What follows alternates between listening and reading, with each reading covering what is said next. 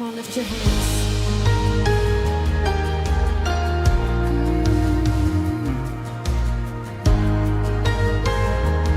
Ela é absoluta. Amém? Deuteronômio 29 vai começar a partir do texto que nós já estudamos em vários cultos. E nós precisamos entender os processos que Deus está colocando na vida do povo judeu. Quando eles saem do Egito e eles passam para o Sinai, passam para o deserto, eles passam pelo batismo do Mar Vermelho, e o apóstolo Paulo fala aos coríntios sobre esse batismo. Então há um batismo na hora da saída do Egito e a entrada no processo. E aqui o povo está se preparando para passar pelo Jordão. Nós estamos hoje nos preparando, caminhando em direção ao texto de Josué, que nós já aprendemos aqui que Canaã não está fora, mas está dentro de nós, precisa ser conquistada, ela precisa ser dada aos poucos, tirados os inimigos, quebradas as fortalezas. E nós estamos junto com o povo de Israel aqui nos preparando para passar pelo Jordão, experimentar os milagres de Deus parar as águas, de tirar as pedras do Jordão e montar um altar dentro do Jordão, montar daquelas pedras um altar no arraial de Israel. Então, quando nós entendemos a Escritura e os processos, a caminhada, nós entendemos aqui os degraus da Escritura. Nós saímos do capítulo 28, que é a compactação de todo o texto. E agora Moisés está dando mais uma palavra. E essa palavra é para a preparação do povo para eles entrarem em Canaã. E nós precisamos sempre lembrar que os únicos daqueles que saíram do Egito são Josué e Calebe, os únicos que vão entrar em Canaã. O restante do povo morreu de teimosia, de rebeldia, de desobediência. Muitos Deus matou com fogo, muitos Deus matou com praga e desgraça, muitos Deus matou por causa de rebeldia, e muitos também morreram por causa de velhice. A ideia de Deus é que em alguns meses eles passariam do Egito para Canaã, mas quando o povo é rebelde, muitas gerações precisam morrer, para que então de repente outras gerações experimentem aquilo que Deus tem para o povo. E aqui Moisés vai fazer mais a repetição no capítulo 29, mais uma vez, para preparar o povo para entrar em Canaã. O texto, o título do 29 é o quarto discurso de Moisés. Deus faz nova aliança com o povo. Meus irmãos, não existe aliança se não houver conhecimento da palavra. Deus primeiro dá o conhecimento, o entendimento, ensina. Nós precisamos entender e discernir na nossa vida Ebal e Gerezim. Gerezim é o monte verde, o monte que recebe águas, aonde crescem as árvores. E Ebal é o monte seco, é o monte da maldição. E nós precisamos entender. Quem não consegue discernir e entender a diferença entre bênção e maldição, não entende a vida. Primeiro Deus dá a palavra, primeiro Deus dá com clareza a palavra sobre bênção e sobre maldição, para então dar aqui o quarto discurso de preparação. E o texto diz assim: são estas as palavras da aliança que o Senhor ordenou a Moisés fizesse com os filhos de Israel na terra de Moabe, além da aliança que fizera com eles em Horebe. Chamou Moisés a todo Israel e disse-lhes: tendes visto tudo quanto o Senhor fez na terra do Egito, perante vós o faraó, e a todos os seus servos e a toda a sua terra, as grandes provas que os vossos olhos viram, os sinais e grandes maravilhas. Porém o Senhor não vos deu coração para entender, nem olhos para ver, nem ouvidos para ouvir, até o dia de hoje. 40 anos vos conduziu pelo deserto, não envelheceram sobre vós as vossas vestes, nem se rasgou o vosso pé a sandália. Pão não comestes e não bebestes vinho, nem bebida forte, para que soubesses que o Senhor, vosso Deus, quando vistes a esse lugar, Seom, rei, Esbom e Og, rei de Bazã, nos saíram ao encontro, a peleja, e nós os ferimos. Tomamos-lhes a terra e a demos por herança aos Rubinitas e aos Gaditas e a meia tribo de Manassés. Guardai, pois, as palavras dessa aliança e cumpri-as, para que prospereis em tudo quanto fizerdes. Vós estáis hoje todos perante o Senhor vosso Deus, os cabeças de vossas tribos, vossos anciões, os vossos oficiais, todos os homens de Israel, os vossos meninos e as vossas mulheres, e o estrangeiro que está no meio de vosso arraial, desde o vosso rachador de lenha até o vosso tirador de água, para que entres na aliança do Senhor teu Deus e no juramento que hoje o Senhor teu Deus faz contigo, para que hoje se estabeleça por seu povo e ele te seja por Deus, como te tem prometido, como jurou a teus pais Abraão, Isaque e Jacó. Não é somente convosco que faço essa aliança e esse juramento, porém com aquele que hoje aqui está conosco perante o Senhor nosso Deus, e também com aquele que não está aqui hoje conosco. Porque vós sabeis como habitamos na terra do Egito e como passamos pelo meio das nações pelas quais viestes a passar. Vistes as suas abominações e os seus ídolos, feitos de madeira e de pedra, bem como vistes a prata e o ouro que havia entre elas, para que entre vós não haja homem, nem mulher, nem família, nem tribo, cujo coração hoje se desvie do Senhor, nosso Deus, e vá servir a outros deuses dessas nações, para que não haja entre vós raiz que produza erva venenosa e amarga. Ninguém que ouvindo as palavras dessa maldição se abençoe no seu íntimo, dizendo: terei paz, ainda que ande na perversidade do meu coração, para acrescentar a sede à bebedice.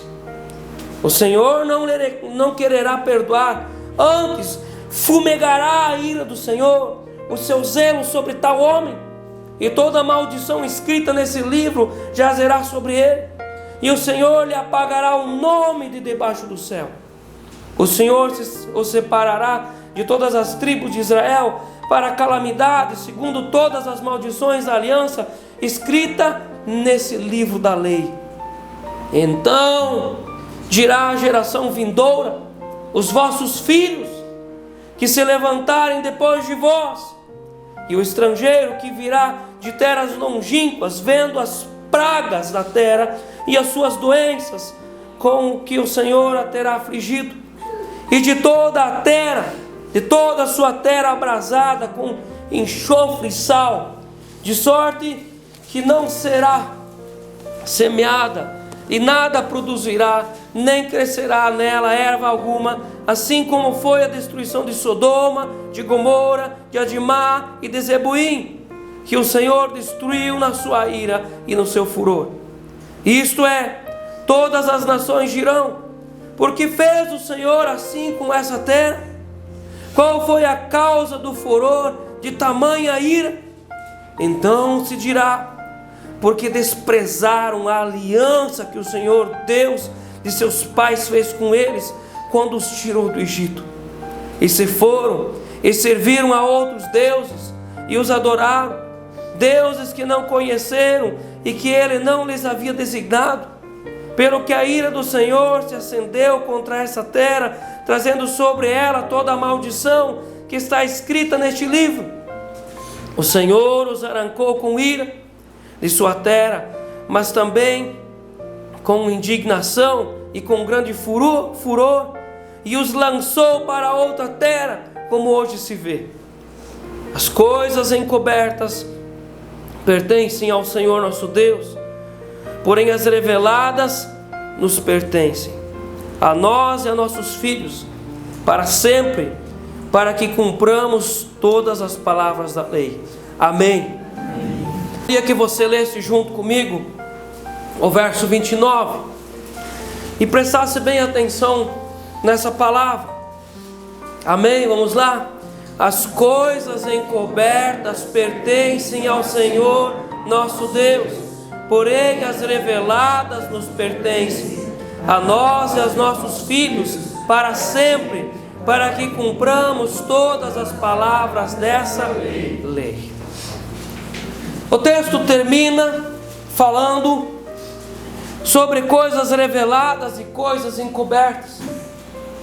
Vamos imaginar que Deus tenha pego esse verso 29 e de dentro do verso 29 Deus tenha tirado todos os versos até o verso 28. E quando Deus terminou, Deus colocou tudo de volta dentro do 29, porque há coisas reveladas e há coisas encobertas. Quais coisas aqui estavam reveladas para eles? Quais coisas estavam encobertas?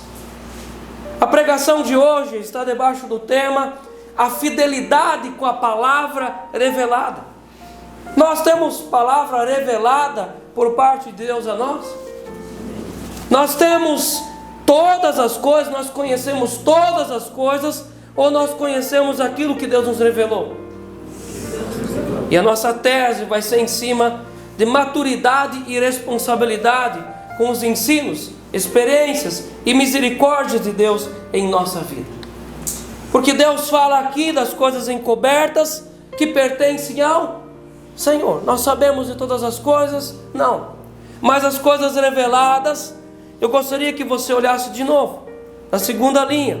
Porém, as reveladas nos pertencem. Então, tudo aquilo que você está recebendo no estudo bíblico, no culto, no curso Experiência do Lar, isso são palavras reveladas. E aquilo que é revelado nos pertence, porque aquilo que nos é revelado, ou aquilo nos ajuda, ou aquilo nos condena. Porque quanto mais nos é dado, mais nos é cobrado. Porque quanto mais nos é dado, mais nos é dado a chance de viver em abundância. Porém, as reveladas nos pertencem, a nós e aos nossos. Claro, se uma geração ensinar para outra. Se aquela geração preguiçosa não vive e nem ensina para os seus filhos, então uma geração sempre está para acabar com a palavra de Deus. A vós, a nós e a nossos filhos, para sempre, para, e aqui é uma conjugação de finalidade e propósito, para que cumpramos todas as palavras dessa lei. Mateus 6,25, Jesus fala sobre, todo aquele texto, Jesus fala sobre a ansiedade. E ele nos ensina algo muito interessante. Ele diz em Mateus 6,25, por isso vos digo, não andeis ansiosos pela vossa vida, quanto ao que haveis de comer ou beber. E Jesus fala que nós não conhecemos o dia do amanhã.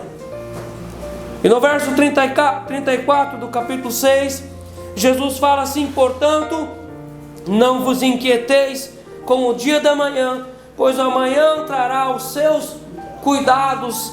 E a dinâmica daquele texto é Jesus dizendo, vocês não sabem de tudo e vocês não precisam saber de tudo. Quando nós olhamos Atos capítulo 1, Jesus ensinando sobre a sua ida para o céu, e quando Jesus fala, eis que o Espírito Santo vai descer, logo os discípulos perguntam, será este o tempo que restaurarás o reino a Davi em Israel? E Jesus é quase assim, meu Deus do céu, não entenderam. E Jesus fala, não vos compete saber tempos e épocas, apenas entender uma coisa, vocês serão revestidos com o Espírito Santo, para que vocês tenham autoridade, para serem minhas testemunhas. Não dá para saber tudo, mas aquilo que nós sabemos é palavra revelada. Não vos preocupeis com aquilo que não traz vida. Nós vemos as pessoas se preocupando o tempo todo com coisas que não interessam.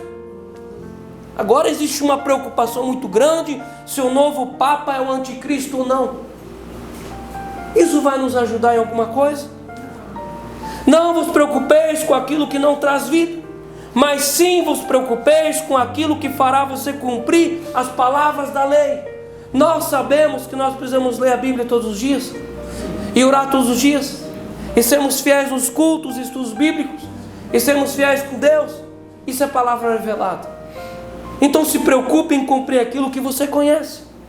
Aqueles que ocupam aquilo que ocupam, ou aqueles que ocupam sua mente pensando coisas secundárias, provavelmente se esquecem do próprio nariz e das coisas primárias, porque não tem como pensar duas coisas. Não há como dividir a mente entre o secundário e o primário. Aqueles que não dedicam sua mente a pensar na utilidade da vida, perdem os caminhos do Senhor. Perdem. Olha uma vez os teólogos discutindo quando Jesus vai voltar. E um diz isso, e outro diz aquilo. Nós sabemos. Nós temos uma ideia a partir de Mateus 24, a partir do texto de Marcos, a partir de Lucas 21. Nós temos uma ideia dos tempos. Há um tempo entre a subida de Jesus e o ano 70. O segundo tempo é entre a subida de Jesus entre o ano 70 e a subida do anticristo. E o terceiro tempo é entre a subida do anticristo e o arrebatamento. Mas nós não sabemos. E se nós sabermos, nos ajudará na salvação? Não, nem tudo nós sabemos. Há muitas coisas que são encobertas aos nossos olhos. Há coisas que são encobertas por um período da nossa vida, e depois nos é revelado. Há coisas que nos é encoberto enquanto nós somos crianças, e depois Deus nos revela. Há coisas que são encobertas durante um período da nossa vida de fé, e depois na maturidade Deus nos revela. Há coisas encobertas para aqueles que não buscam o conhecimento, porque há coisas que quando nós vamos estudando, elas vão sendo reveladas, mas quando nós não estudamos, nós ficamos na ignorância, nas trevas, não nos é coberto. Há coisas encobertas para os orgulhosos. O texto bíblico sempre de novo vai dizer que o orgulho é o princípio da queda, e o orgulho fecha os nossos olhos espirituais, o orgulho nos faz cegos. Então há coisas que estão encobertas para os orgulhosos. Há coisas que estão encobertas para os ímpios, que o ímpio nunca vai conseguir entender. Que os ímpios fazem muitas perguntas: por que isso? Por que aquilo? Mas os ímpios nunca vão conseguir entender. É como um cego tateando o caminho e não chega a lugar algum. Há coisas que são encobertas para os neófitos. Em 1 Timóteo 3, o texto faz lá uma separação na liderança e cita os neófitos, que são os novos na fé. E há coisas que são encobertas para os novos na fé, mas quando nós vamos crescendo, nós vamos entendendo,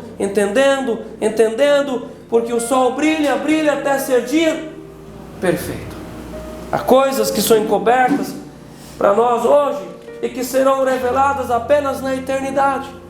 Quando nós vamos chegar na eternidade, nem vai ser tão difícil entender as coisas acerca da parousia ou acerca dos fins dos tempos, porque lá realmente será nos revelado as coisas. Mas Deus disse para os israelitas: amem aquilo que eu revelei para vocês.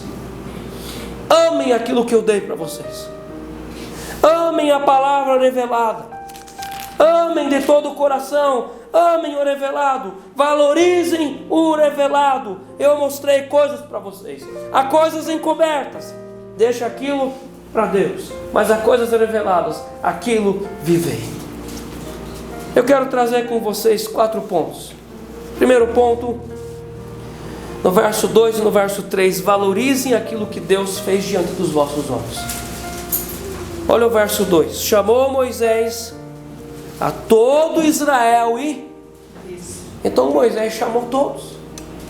Cerca de 1.600.000 pessoas. Havia 70 líderes que distribuíam a informação para um grupo de 1.000, para um grupo de 100, para um grupo de 50, para um grupo de 10. Mas todos precisaram ouvir a palavra. Chamou Moisés a todo Israel e disse-lhes: tendes visto tudo quanto o Senhor fez na terra do Egito perante vós. Valorizem aquilo que Deus fez diante dos vossos olhos. Nós temos visto os milagres de Deus. Nós temos vivido os milagres de Deus. Deus tem se revelado para nós. Deus tem se revelado no nosso sustento. Deus tem se revelado na nossa guarda. Deus tem se revelado em todas as áreas da nossa vida. Deus tem se revelado. Nós temos visto as obras de Deus diante dos nossos olhos. Valorizem aquilo que Deus fez diante dos vossos olhos. Tendes visto tudo quanto o Senhor fez na terra do Egito perante vós. A Faraó, o que Deus fez a Faraó? Abateu. Desde a primeira praga até a 10ª. Deus abateu na praga do sangue. Deus abateu na praga das rãs. Deus abateu na praga das moscas. Deus abateu na praga dos piolhos. Deus abateu na praga das pedras.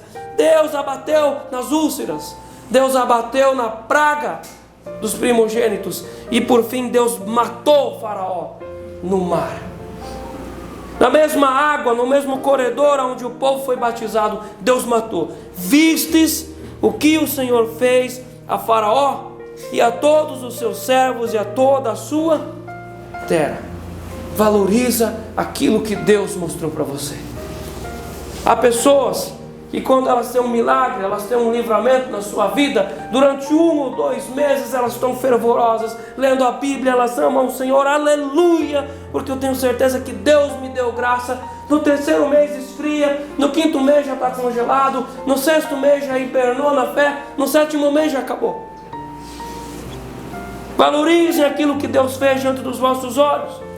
Salmo 91, versos 7 e 8, o salmista testemunha: cai 1.000 ao teu lado e 10.000 à tua direita, tu não serás atingido. Somente com os teus olhos contemplarás e verás o castigo dos ímpios. Eles viram. Eles viram quando Deus colocou praga, colocou desgraça nos egípcios e eles foram poupados. Eles viram.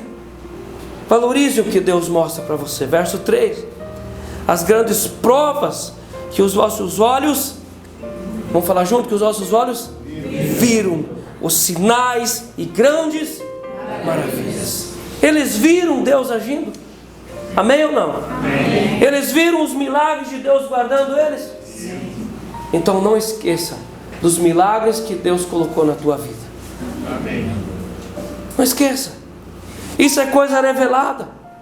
Quando você estava num período de aperto e você começou a orar e clamar, e Deus deu a graça para você, Deus abriu uma porta. Não se esqueça. Quando você foi desenganado pelos médicos e você se colocou a orar e você começou a crer que Deus pode reverter a situação, e você foi no médico de novo e o médico disse: está curado. Não esqueça. Nós temos uma tendência muito grande de esquecer depois que nós recebemos o milagre e voltar de novo para aquele corredor da negatividade. Mas Deus está nos dizendo: não esqueça, valorize aquilo que Deus fez diante dos vossos olhos, porque aquilo que Deus nos mostra é palavra revelada. Segundo lugar, o verso 5 e o verso 6: 40 anos vos conduziu pelo deserto. Segundo lugar, valorizem os milagres com os quais Deus sustentou você. Todos nós aqui temos milagres e nós temos histórias para contar que Deus nos sustentou. Todos nós. Todos nós estamos de uma ou de outra forma conectados com esse testemunho. 40 anos vos conduziu pelo deserto. O ser humano precisa de milagres. O ser humano precisa dos milagres de Deus para viver. E Deus sempre sustentou os moradores da terra com milagres. Sempre. O que é milagre? Milagre é quando o sobrenatural de Deus toca o natural dos homens. Por que é que o homem precisa de milagre? Porque o homem é impotente para todas as coisas. É necessário que Deus toque. Não tem outra forma. É necessário que Deus toque. A responsabilidade humana não é anulada pelo poder de Deus, mas é necessário que Deus toque e nos livre. Por que é que acontecem milagres? Porque Deus tem poder, não porque você tem fé. Você pode ter quilos e quilômetros de fé, mas se Deus não agir, nada acontece. E na Bíblia nós encontramos pessoas que não tiveram fé e nem pediram milagres, mas Deus tocou. Por que acontecem milagres? Porque Deus tem poder. E Deus interfere na nossa história. Deus interfere na nossa história para que todos os moradores da terra tenham palavra revelada. Olha o verso 5: 40 anos os conduziu pelo deserto. Então, em primeiro lugar, dentro desse segundo ponto, valorize os milagres com os quais eu sustentei vocês. Primeiro, o milagre da direção. Quem precisa nos dar direção na vida? Deus. Se o Papai do céu não nos dá direção na vida, nós andamos em círculos e nós não chegamos a lugar algum. Deus estava dando direção para o povo. O problema foi a desobediência, mas Deus sempre deu direção.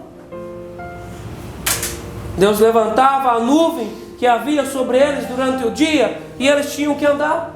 Deus levantava a nuvem que havia sobre eles durante a noite, a nuvem de fogo que os aquecia, eles precisavam andar. Deus sempre os sustentou, Deus sempre deu direção. O problema é que eles desobedeciam. Se nós sentarmos profundamente na cadeira da reflexão e nós refletirmos sobre a nossa vida, nós vamos entender que Deus sempre estava lá, nos dando direção. Por que é que muitas vezes nós erramos? Porque nós desobedecemos. Mas os milagres de Deus estão na nossa vida. O milagre da direção. A segunda parte do verso 5, o milagre das vestimentas duradouras. Não envelheceram sobre vós as vossas vestes. 40 anos usando a mesma túnica, 40 anos usando a mesma camisa, 40 anos usando o mesmo vestido. Não envelheceram e não apodreceram as vestes sobre vós. É um milagre. Quem de nós tem uma roupa que usa durante 40 anos? Ninguém. Os milagres de Deus precisam sustentar um tecido desse, senão não acontece. Quando a Bíblia fala sobre vestimentas, a Bíblia fala sobre salvação. Deus fez vestimentas para Adão e Eva. O texto em Apocalipse fala sobre as vestimentas lavadas no sangue do Cordeiro. Em todo o tempo, em todo o período, sempre a Bíblia, quando fala de vestimentas, ela fala de salvação. O apóstolo Paulo fala despindo-se, despojando-se da antiga veste, revesti-vos, pois, com uma veste nova, sempre falando de salvação. Quem sustenta a salvação sobre nós? Deus. Se Deus não sustentar, nós não damos conta. Nós precisamos do milagre da salvação todos os dias da nossa vida. Se não fosse Deus nos dando graça, nós perderíamos para a nossa carne, nós perderíamos para as hostes, nós perderíamos para as potestades, nós perderíamos todos os dias. Se Deus não nos sustenta, as vestes, elas não seriam duradouras. A nossa garantia, a nossa fé, a nossa graça está no Senhor. Por isso nós não podemos nos desviar dele. Nele está a nossa salvação. E o texto diz aqui: não envelheceram sobre vós as vossas vestes. O milagre das vestes duradouras. A parte C do verso 5, o milagre dos pés protegidos. Nem se gastou no vosso pé a sandália. Quem de nós aqui tem uma chinela havaiana de 40 anos? Ninguém. Quem de nós pode ter ali a sandália da melhor marca do mundo? Quem de nós usaria isso e durante 40 anos ainda seria útil? Nunca. Mas aquelas chinelas, aquelas sandálias que saíram do Egito, elas duraram 40 anos. E você pode entender. Naquele dia que eles saíram do Egito, às vezes as pessoas pensam que naquele dia eles correram nas lojas, compraram sandálias novas e saíram com as sandálias novas. E não foi assim. Muitos deles já tinham as sandálias há 5 anos. E quantas sandálias duraram então 50 anos? O milagre de Deus estava sobre eles, sobre as vestes e sobre os pés. Nas Escrituras, os pés tem uma mensagem muito especial. O profeta Isaías fala: conformosos são os pés daqueles que levam o Evangelho. O apóstolo Paulo começa a descrever em Romanos a mesma situação e fala sobre a pregação do Evangelho e diz: conformosos são os pés sobre os montes daqueles que ensinam a palavra, que pregam o Evangelho. O apóstolo Paulo fala em Efésios 6, quando ele fala sobre a nossa luta, que não é contra a carne e contra a sangue, ele fala sobre a armadura da fé, e ele fala sobre colocar as sandálias da salvação. Os pés falam de ir, os pés falam de locomoção, de chegar a um lugar. Os pés, as sandálias nos pés, as sandálias da salvação, falam de estar revestido por cima e por debaixo com salvação. Quem nos sustenta? Deus. Nós temos palavra revelada na nossa vida. Se Deus não sustentasse você, você não estaria aqui nessa noite. Porque muitas vezes eu já tenho ouvido testemunhos de pessoas dizerem que estavam prontas para ir para o culto, prontas para vir para o culto, e ouviram a voz de demônios, a voz de pessoas dizerem: larga a mão, deixa para lá, ou acontecer alguma coisa, a pessoa ficar com raiva, e o diabo vir e falar assim: larga a mão, nem vai. Você está aqui porque Deus está sustentando você. Amém. Nós vamos ver no verso 6 o milagre do discernimento, da origem da provisão. Pão não comestes e não bebestes vinho, nem bebida forte, para que soubesses que eu sou o Senhor vosso Deus. Quando nós temos discernimento, nós vamos glorificar a Deus pela nossa comida de todos os dias. A pessoa que é embriagada de alma e de espírito, bate no peito e diz: graças a mim. A pessoa que é embriagada pelo orgulho e pela arrogância, acha que os méritos são das mãos dela. Mas quando nós temos sobriedade, nós vamos dizer: Deus está nos sustentando. Olha o verso 9: pão não comestes e não bebestes vinho, nem bebida forte, é propósito, para que soubesses que eu sou o Senhor vosso. Porque alguém embriagado, bêbado, não consegue entender que Deus o sustenta. Valorize os milagres com os quais eu te sustentei. Que milagre? O milagre do discernimento da origem da provisão. É aquilo que Jesus fala para Pedro, quando Jesus pergunta: e tu quem? Quem vocês dizem que eu sou? E Pedro levanta: tu és o Cristo, Filho de Deus. Jesus fala assim: Pedro, quem te revelou isso não foi carne e sangue, mas o Espírito de Deus. É a mesma coisa do texto. Quem nos faz ter discernimento, que nós vemos que Deus nos sustenta, como Ele sustentou Elias. Deus nos mostra isso. Porque alguém que é embriagado não consegue enxergar a provisão de Deus na sua vida, e sempre pensa que é o governo, que é o isso, que é aquele, que é o pai, que é a mãe, que são esses ou aqueles, mas não consegue ver que Deus é que sustenta nós em todos os dias. Isso é um milagre. Qual o milagre mais? O milagre dos muitos livramentos. Verso 7: quando vistes, ou quando viestes a esse lugar, Seom, rei de Esbão, e Og, rei de Bazã, nos saíram ao encontro, a peleja, e nós os ferimos. Mas alguém que está embriagado com orgulho humano diz: nós somos bons na batalha, nós é que treinamos com espada, nós é que fizemos uma estratégia de guerra, encurralamos o inimigo e nós o matamos, nós ganhamos a batalha, eu sou bom. É aqueles que cantam diante do espelho o hino "Quão grande és tu", para si mesmo. Mas quando nós temos o discernimento das coisas, nós temos um milagre na nossa vida, um milagre de muitos livramentos, e nós enxergamos como Deus nos livra. Eu acredito que todos nós aqui temos acesso, nós estamos nas estradas todas as semanas, talvez todos os dias, e Deus precisa nos livrar. Você já percebeu como nós somos atrapalhados? E se Deus não coloca a mão e nos cuida e nos vigia, o que seria de nós? Nós poderíamos até mesmo cair em alguma coisa bem simples, atrapalhado e morrer. Mas Deus tem nos cuidado. E Deus tem colocado os seus anjos ao nosso redor e tem nos dado livramento. Amém? Olha o verso 8. Tomamos-lhes a terra e a demos por herança aos Rubenitas e aos Gaditas e a meia tribo dos Manassitas. Deus está falando aqui sobre o milagre dos livramentos. Qual o milagre?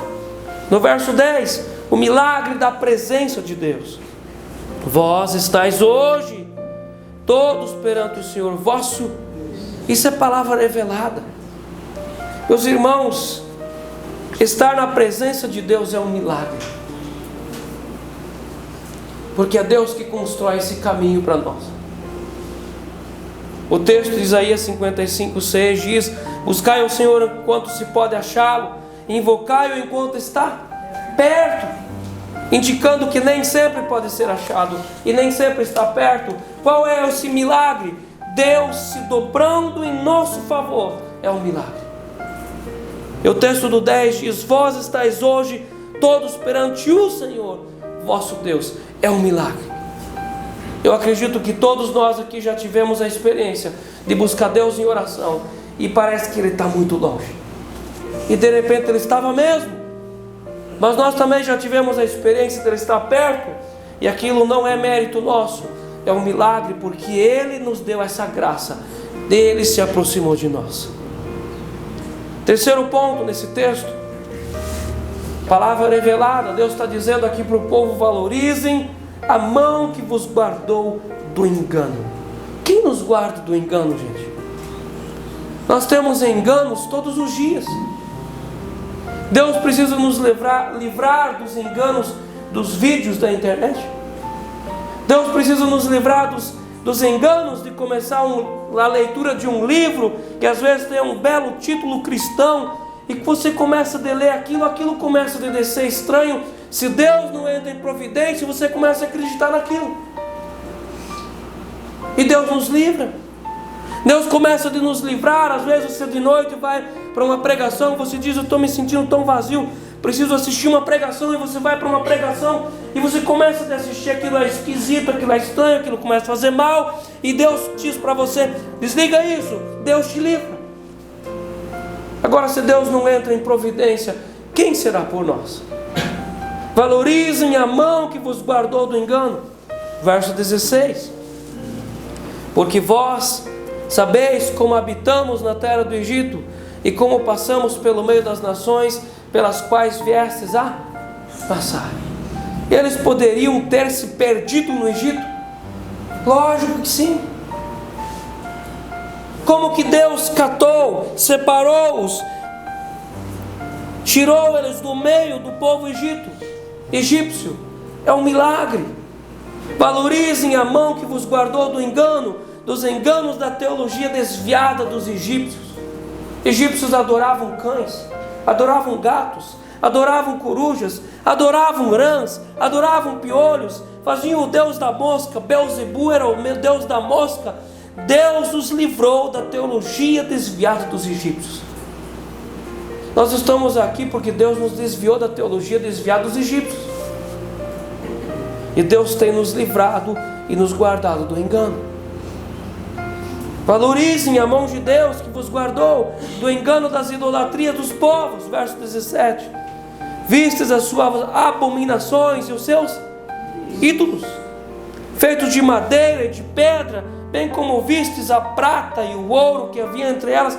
Muitos de nós aqui já éramos cegos. Quem de vocês já adorava ídolos? E você achava que isso era certo? Lógico. E quem abriu os nossos olhos? Deus. Deus precisa abrir nossos olhos e nos livrar dos enganos das idolatrias. Verso 18: para que entre vós não haja homem nem mulher, nem família, nem tribo cujo coração hoje se desvie do Senhor nosso Deus, e vá servir a outros deuses destas nações. Meus irmãos, que Deus nos livre das idolatrias. Meus irmãos, muitos evangélicos são idólatras e não tem nenhum ídolo em casa, nem uma Maria, nem um Pedro, nem um João, nem um São Jorge, nem um ídolo. Mas são idólatras, Porque se eu carrego na minha vida os sintomas de idolatria, é porque eu tenho idolatrias no coração. Qual que são os sintomas de idolatria? Tem olhos e não? Tem ouvidos e não? Tem nariz e não? Tem boca e não? Tem mão e não pega? Tem pés e não? É sintoma de idolatria. Se eu tenho sintomas, é porque tenho um ídolo. E nós precisamos entender que só Deus pode nos livrar tanto da idolatria como dos sintomas, e nos curar e nos lavar completamente. Valorizem a mão que vos guardou do engano.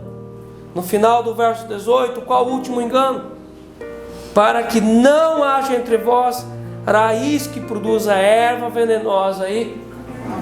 Será que Deus estava falando aqui de lavoura? De horta? É lógico que não. Deus estava falando de dentro de nós. Como que nós podemos ter dentro de nós raiz que produz erva venenosa e amarga? Pelas feridas que às vezes outros nos fazem. Por isso que nós já dissemos muitas vezes aqui, não é acerca do que os outros nos fizeram, mas é acerca daquilo que nós fazemos com que os outros nos fizeram. Esse povo passou muitas dores no deserto. Eles perderam seus pais, perderam seus avós, debaixo de juízo, de praga, de lepra, de desgraça, de rebeldia. Isso às vezes pode entrar no coração de alguém e produzir uma amargura terrível. Porque assim como as pessoas são machucadas, normalmente elas machucam os outros. Eu gostaria que você prestasse muita atenção nisso. Talvez você carrega na sua vida uma amargura profunda. Às vezes um abuso, às vezes uma ferida, às vezes uma palavra de desgraça. Quando o autor aos Hebreus escreve em Hebreus 12, versos 14 e 15, ele diz: segui a paz com todos. Normalmente nós não lemos todo o texto, nós só lemos o início, mas ele fala isso, segui a paz com todos, porque ele chega aqui num assunto. Ele diz: segui a paz com todos e a santificação, sem a qual ninguém verá o Senhor. Que santificação? As coisas interiores. Então às vezes nós pensamos que é malignidades, mas ele vai falar de uma coisa específica: atentando diligentemente para que ninguém seja faltoso, separando-se da graça de Deus. Como? Nem haja alguma raiz de amargura que brotando vos perturbe, por meio dela muitos sejam contaminados. Hebreus 12, versos 14 e 15.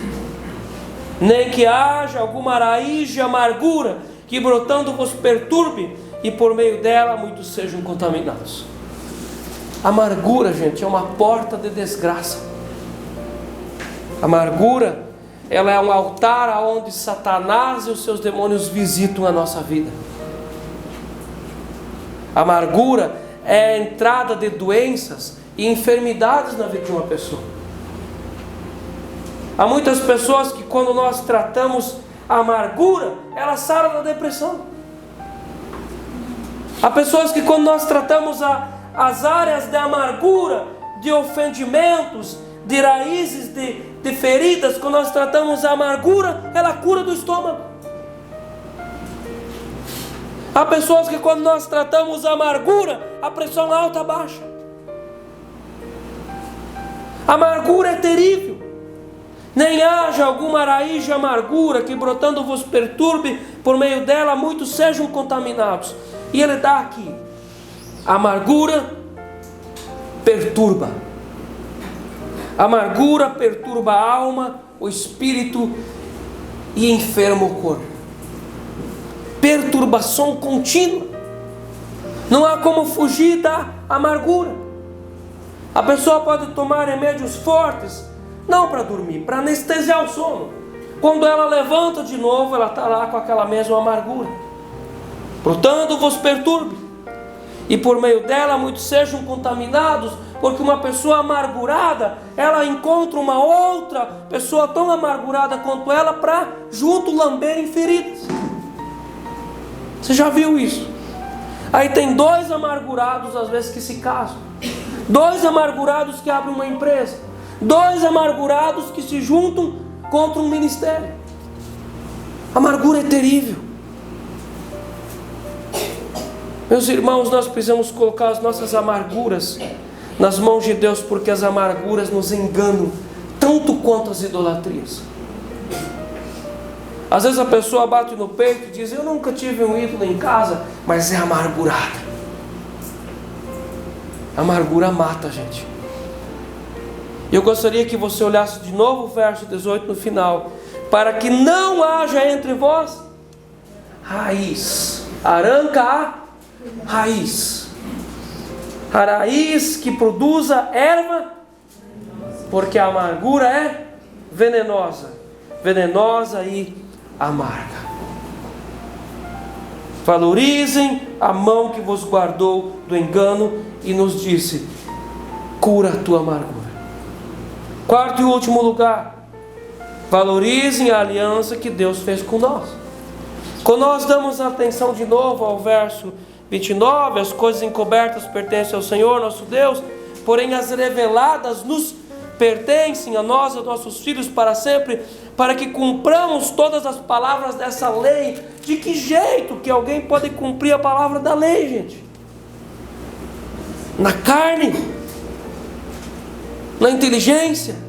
Na teologia? Não, na aliança. Só existe uma forma de andar na palavra de Deus: andando pela aliança. Na terça de noite nós estávamos estudando aqui com o grupo de novos membros. Nós falamos sobre ceia do Senhor, e nós tratamos profundamente sobre a palavra que ninguém é para ir para a ceia indignamente. O que é ir para a ceia indignamente? É ir para a ceia sem aliança. A maioria das pessoas dizem é ir para a ceia sem pecado, ou com pecado. A Bíblia não diz isso. Indignamente é ir para a ceia sem aliança, porque todos pecamos, todos somos falhos. De que jeito nós tomaríamos ceia? Então eu tenho que ser muito orgulhoso para levantar do meu lugar e dizer: hoje eu estou bom para tomar ceia. Ô fariseu, alguém nesse mundo é digno de tomar ceia? Ninguém. Ninguém é digno. Mas Jesus nos torna digno por meio da aliança. E Deus é um Deus de alianças. A Bíblia começa com casamento e termina com... para falar do quê? De aliança. Graças a Deus pela aliança. A aliança preserva um casamento. A aliança preserva uma família. As coisas que são construídas debaixo de aliança são coisas registradas e autorizadas por Deus, porque tudo aquilo que é gerado sem aliança é bastardia e orfandade. E Deus não gera sem alianças. Deus gera na aliança. Por isso que Deus dá a palavra. E agora Deus chama todos para uma aliança. Eu quero fazer uma aliança com vocês. No verso 1 ele começa tratando já isso. São essas as palavras da... Ele não diz são essas as minhas palavras. Ele diz são essas as palavras da... Porque ele e a aliança são a mesma coisa. São essas as palavras da aliança. Na quinta-feira de noite, que antecedeu a sexta-feira da crucificação, Jesus manda montar uma mesa. E ele parte o pão, dá graças, ele diz: esse é o meu corpo, dado em favor de vós para remissão de pecados. Esse é o meu sangue dado em favor de vós, que é o sangue da nova aliança. Jesus morreu na cruz, por quê? Para uma aliança. Por isso que o texto fala, são estas as palavras da aliança que o Senhor ordenou a Moisés, fizesse com os filhos de Israel, na terra de Moabe, além da aliança que fizera com eles em Horebe. Melhor uma vez a mais do que uma vez a menos. Melhor fazer duas vezes a aliança do que com medo não fazer. Verso 12. Para que entres na aliança, já é algo que existe. Ela já existe. O que precisa acontecer? Entrar naquilo que já existe. para que entres na aliança do... Não é nossa. Não dá para eu dizer que eu sou o proprietário e eu começar a inventar as minhas regras, porque a aliança é dele, para que entres na aliança do Senhor teu Deus e no juramento que hoje o Senhor teu Deus faz contigo.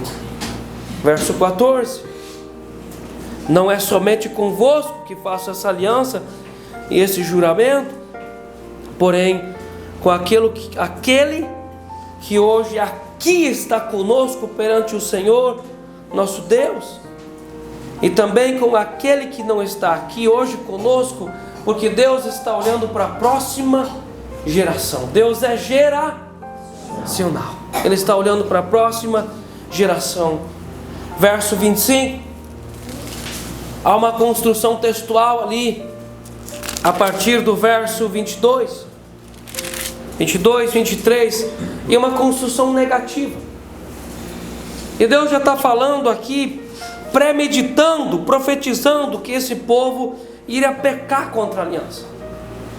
Deus já está falando aqui dos 300 anos dos juízes, que eles pecaram, pisaram na aliança, foram um mau testemunho para Deus. E no verso 25 diz assim: então se dirá, porque desprezaram porque é possível alguém desprezar a aliança. O povo de Israel muitas vezes desprezou a aliança. O que é desprezar? É apostatar de Deus, é apostatar do Evangelho, é apostatar dos milagres, é apostatar daquilo que se viu, é apostatar da palavra revelada. Então se dirá, porque desprezaram a aliança que o Senhor Deus de seus pais fez com eles quando os tirou do Egito. Meus irmãos, valorize a aliança que Deus fez com você. Muitos aqui da nossa comunidade já têm aliança com Deus, e muitos vão fazer. E muitos já começaram espiritualmente de entregar o seu coração para uma aliança. Nós vemos aqui aquele dia o batismo dos nossos irmãos fazendo aliança com Deus. E que isso aconteça mais vezes. E Deus está dizendo aqui, sobre a palavra revelada: valoriza a aliança que eu fiz com você. Cuida da aliança, preserva a aliança, sustenta essa aliança. E sobre a palavra revelada ainda, para a gente terminar, há uma advertência. O verso 19, há uma advertência muito séria aqui. Eu gostaria que você olhasse com profundidade para esse texto. Ninguém que ouvindo as palavras dessa maldição, como se isso fosse possível, né? Eu me auto-ungir, me auto-abençoar, eu me auto-enviar, eu me auto-libertar. Olha só, essa palavra aqui é para que tipo de indivíduo? Para aquele que diz: larga a mão disso aí, isso aí é muito radical, isso é fanatismo, não precisa de tudo isso, capaz, eu sempre vivi assim, sempre fui bem, então eu mesmo me abençoo. Lembra que o preceito do texto é Ebal e Gerezim. Ebal, maldição; Gerezim, bênção. O preceito do texto é eu caminhar em direção a Gerezim, e não eu me auto-abençoar. Quem me abençoa? O Papai do céu. Então a pessoa tem que ser muito embriagada para dizer que ela mesma se abençoa, porque o princípio da bênção está debaixo da aliança. Esse é o princípio da bênção, esse é o princípio da lei espiritual da bênção.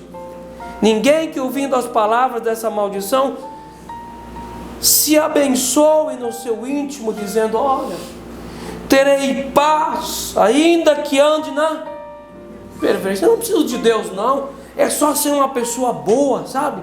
Assim, sabe, pastor? É só levar a vida numa boa, assim a coisa acontece. Não precisa se converter, não precisa de aliança, sabe? Porque esse negócio assim, pastor, assim de estar muito na igreja, né? Eu acho que não é necessário, né? Assim, é a pessoa que diz: não preciso de Deus, eu me abençoo, terei paz, ainda que ande na perversidade do meu coração, para acrescentar a sede bebe. Não, está tudo certo. E depois eu vou para o céu, porque eu sou uma pessoa boa, eu não fumo, eu não mato, eu não bebo, não roubei muito assim de ninguém, então vai passar por bom. É uma advertência. Olha o que o texto diz, que a pessoa diz assim: eu terei paz, eu ficarei assim com a consciência tranquila. O texto de Isaías 57, verso 20 e 21. O texto de Isaías 49, verso 22 diz: não há paz para os perversos e os ímpios. Não há paz. E qual que é o princípio de desfrutar a paz verdadeira? Aliança. Aliança. Aliança nos cura da bastardia. Aliança nos cura da orfandade. Aliança é o princípio da paz. As revelações do Senhor são para que conheçamos e prosseguimos em conhecê-lo todos os dias. Eu gostaria que você olhasse mais uma vez o verso 29. Amém? Meus irmãos, não é necessário buscar as coisas não reveladas, tampouco viver de especulações. Precisamos apenas uma coisa: viver naquilo que Deus já nos revelou. Não gaste o seu tempo com especulações de quando Jesus vai voltar ou não, se vai vir o anticristo ou não, se o anticristo vai ser um papa morto ou um papa vivo. Não gaste suas energias com isso. Apenas saiba de uma coisa: viva naquilo que Deus revelou para você por meio das Escrituras. Eu gostaria que você lesse junto comigo o verso 29. Vamos lá? As coisas encobertas pertencem ao Senhor nosso Deus, porém as reveladas a nós e aos nossos filhos para que cumpramos todas as palavras dessa lei. Amém. Amém. Pode baixar a sua cabeça. Pai, muito obrigado, Deus, pela Tua palavra nessa noite, pelo Teu Espírito aquentando o nosso coração, confortando o nosso ser diante da Tua verdade. Assim nós oramos dizendo: muito obrigado, Deus, porque o Senhor tem derramado palavra revelada sobre nós, nos estudos bíblicos, nos cultos, nos cursos de noivos, na experiência do lar, em cada acompanhamento de famílias. Obrigado, Senhor Deus, pela palavra revelada. Em nome de Jesus. Amém. Amém.